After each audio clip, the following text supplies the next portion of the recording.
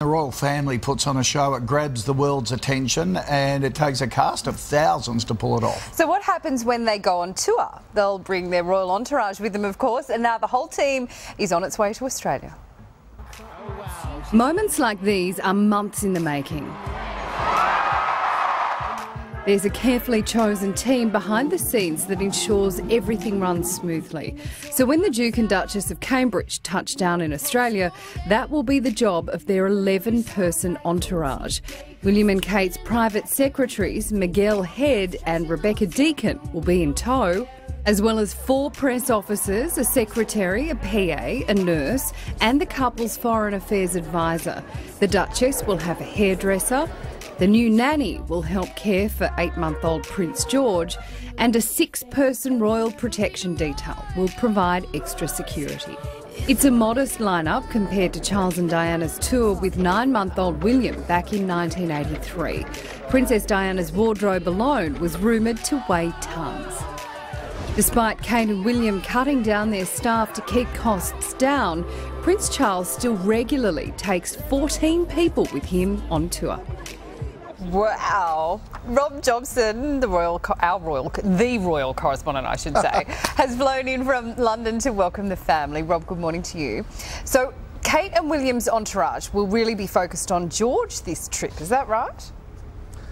It will be. I mean, I think my entourage is bigger than this. I don't know, it's not that big. But the reality is that, yes, George is he's got his nanny with him and they're going to be focused on him. But this is quite a modest entourage. When Charles and Camilla came here just 2 years ago, it was far bigger than that. And when the Queen travels, it's even bigger again. So they try to play it down. There is no dresser.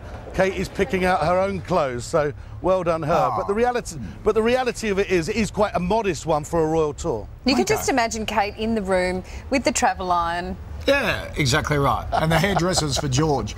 Now, you're at the Opera House where the public can catch a glimpse of the royals when they're in Australia, but the Kiwis are under fire, apparently, for jeopardising the royal security during their trip to NZ.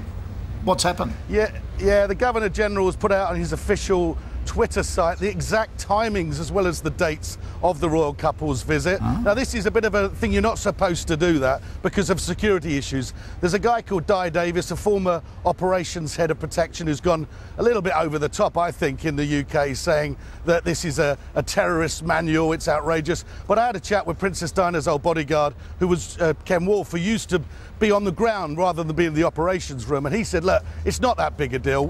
When the royals come to town, people hear about it anyway, and they all crowd around, and people wonder what's going on, so you get the crowds there anyway, well ahead of the time. So they're not that overly concerned. But really, they shouldn't have done it, but hey, they've done it.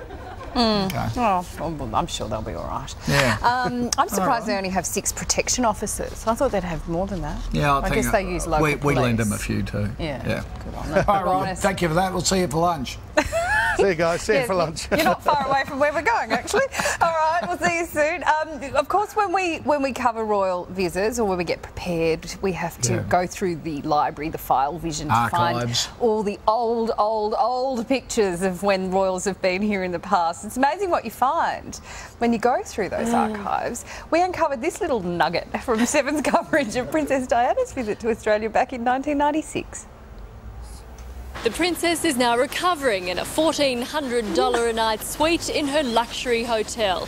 She has no engagements planned until tonight's gala dinner, but the media will be here all day just in case she ventures out.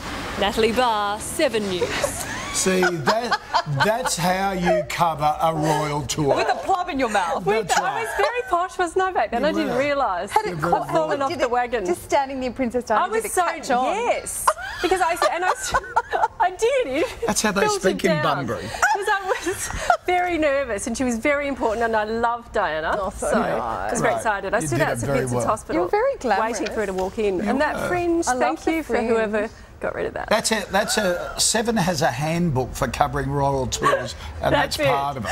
That's part of the Bible. It was a while ago. I like it how you matched your jacket to Di's jacket. Yes, that was deliberate. Nice work, no? Take it off. The Ritz-Carlton, God, that was a long time. It doesn't even exist anymore. Yeah. All right, thank you, Nat. What happened there? Didn't it? Oh, yeah. All right.